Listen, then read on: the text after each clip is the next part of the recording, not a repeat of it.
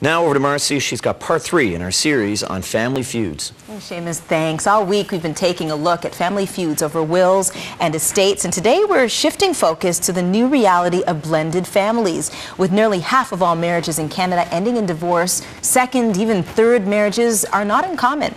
But when it comes to figuring out a will or inheritance, what may have been a peaceful coexistence can turn into an all-out battle. We're joined once again this morning by author of The Family War, Jordan Atin. Good to see you, Jordan. Nice to see you, Marcy. So we've been getting a lot of emails on what we've been talking about this week, but several of them deal with what we're talking about today.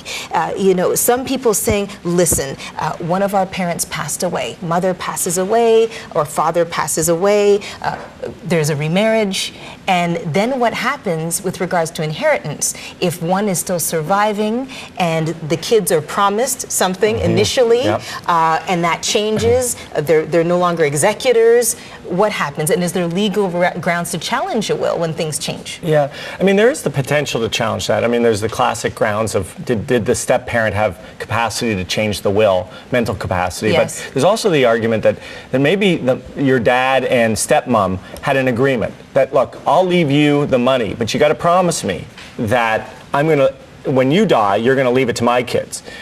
Equally with your kids. Now, are you talking verbal agreement? Well, there has to be a little bit more than a verbal agreement, but sometimes you can make that argument. And really, that's probably what Dad intended in the first place. Very, very interesting. Half of marriages, as we said, end in divorce. So is this typical of what you're seeing in your offices? Yeah.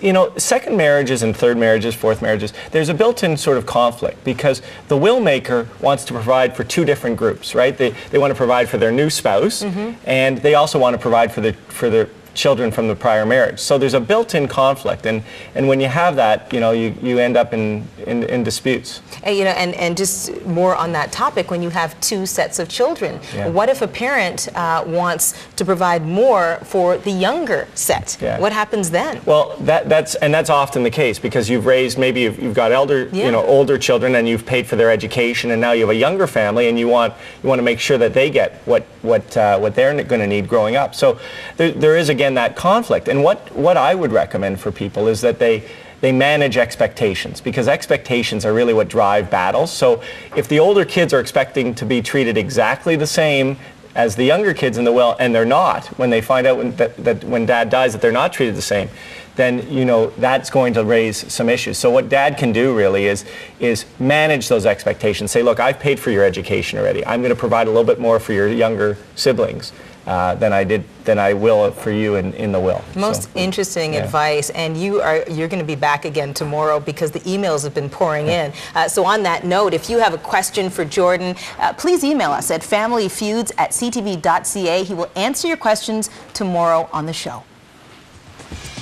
I'm Pat Four, and if you pay extra for premium gasoline, it can cost you almost $10 more a fill-up to fill up your car.